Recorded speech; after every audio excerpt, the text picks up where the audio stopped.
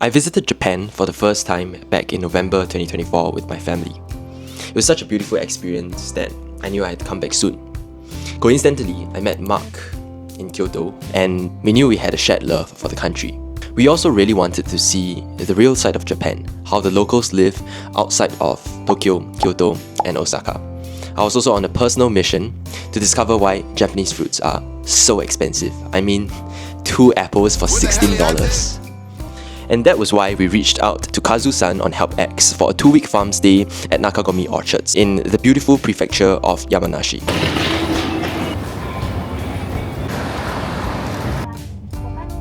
We are on the expressway bus, 2.5-hour bus ride from Tokyo to Minami Alps.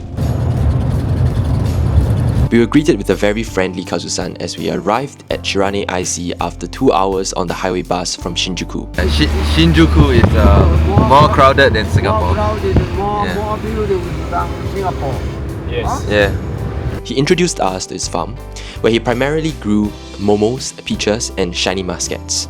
And it was the size of more than 100 football fields. While cracking jokes with us, he also introduced us to Japanese culture. So we just reached our dorm.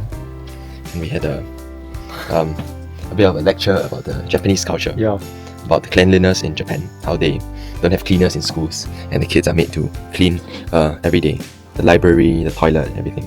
The work at the farm is highly seasonal. We arrived in June, which is very near harvesting season. So much of our work revolved around preparing the fruits for optimal growth and weeding. We worked 4 days a week from 8:30 AM to 4:30 PM, inclusive of an hour of lunch break. The work primarily consisted of weed whacking, which is important to direct the most amount of nutrients from the soil to the plants themselves, and also to reduce the growth of fungus and diseases. We are basically running down all the weeds within this vineyard and a bit on the perimeter as well. Lawnmower and the weed whacker machine. We also did staking of peach trees to prevent the tree branches from getting too close to the ground or breaking. As the momo tree grows, its branches are cut such that it's spread out over a large surface area instead of letting it grow vertically to absorb the most amount of sunlight. But nearing harvest season, the fruits will get heavier and the horizontal branches are at risk of breaking, of being too close to the ground, which is why it's important to prop it up with sticks. Finally, we also did some shoot thinning for grapevines. So for example, for this branch, after more than 6 nodes, 4, 5, 6, then roughly cut the stalk here, so that the remaining fruits get more nutrients and sunlight. So these are the fruits. The fruits you're trying to give more nutrients to. Our stay was pretty short, which was why we were not able to experience a wider diversity of jobs. But based on what we heard from other volunteers, they were able to do things like flower pollination and wrapping of fruits in early May. So we are doing the pruning of the grapes, and look at what we discovered. It's the mama bird. But even after just 2 weeks, I have to say that I really respect farmers or blue-collar workers in general much more now. Even though to us, city dweller, farm work might sound interesting at first. And yeah, it is interesting for like the first few times that you do it, but after a while, it kind of gets monotonous and boring, especially because you have to do so much of a single job on such a big farmland. It's actually quite fun, but it gets a bit boring after a while, but it's fine. No, the views are great though. We took some nice shots, got some nice photos. Show you the shots now, up on the screen. 1, 2, 3, 4. Mount Fuji in the morning, Mount Fuji in the morning, Mount Fuji in the afternoon, Mount Fuji in the afternoon. However, the work was weirdly therapeutic. Going through repetitive tasks sort of launched me into a meditative state.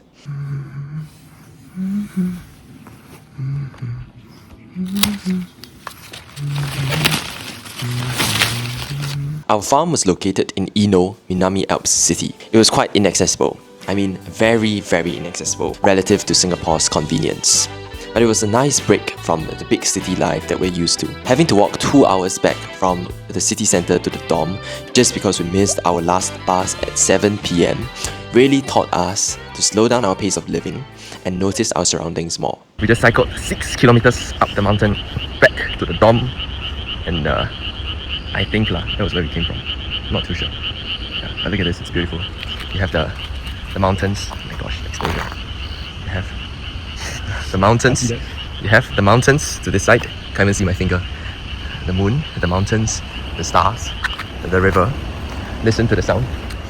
You have the toads, and then you have the city beneath you. And then you have the cars, of course, and the bike, and Mark. Situated in a very mountainous region in Japan near the Southern Alps, which is home to Mount Kitatake, the second highest peak after Mount Fuji, we took the opportunity to go on various day hikes and many onsens on the mountains. We're now going to an onsen up in the mountains. These are the new friends I made at the farm. Say hi.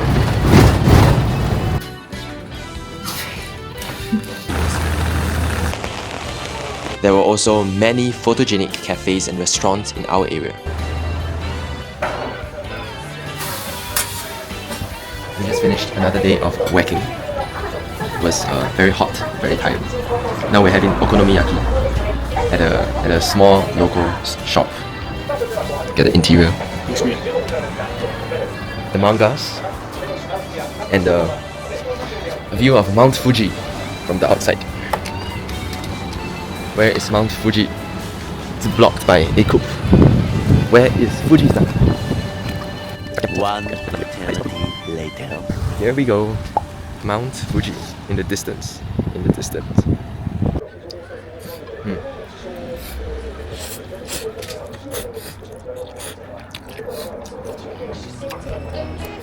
We are shopping at a second-hand store.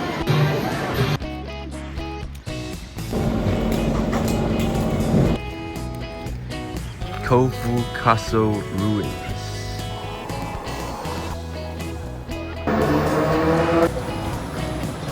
We got a few buys from Mandai second-hand store.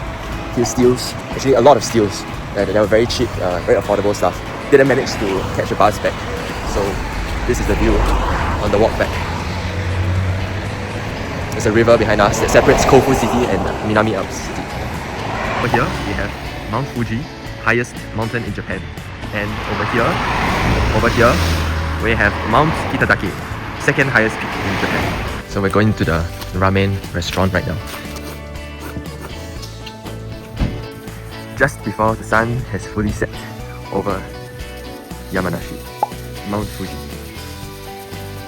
Day hike to Yashajintoge, Minami Alps, Southern Alps.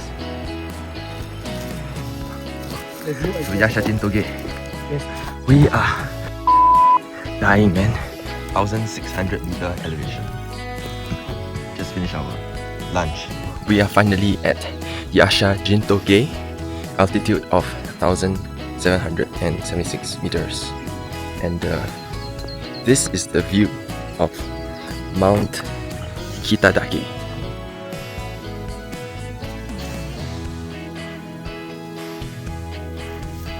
The city beneath us. So we met a Japanese local on the way up.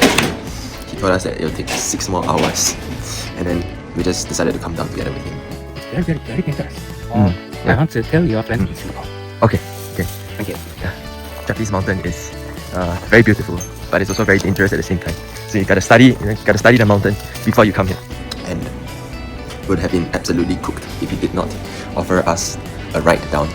Now it's 5 p.m. We've reached the onsen, but if he didn't offer us a ride down, we'll probably reach the onsen at about 8 p.m.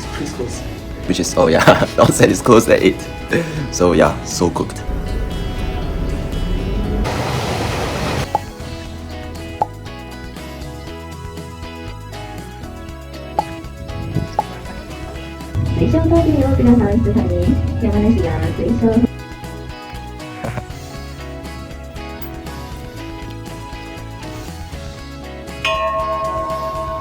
Mount Fuji.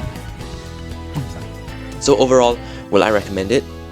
100%, especially if you're someone who is looking for a new and authentic way to travel a country, you're looking to save up on food and accommodation while traveling, or you're just someone who's interested in learning more about farm work. Then I think that doing a farm stay would be perfect for you. We'd also like to extend a huge shout out to Kazu-san and his family from Nakagomi Orchard for being such a hospitable owner and providing us with such a pleasant first farm stay experience. I hope you guys enjoyed this montage of my mini 2-week farm stay. Drop a like and subscribe. Fuji-san, doko? Oh, Oh, gambare. ganbare.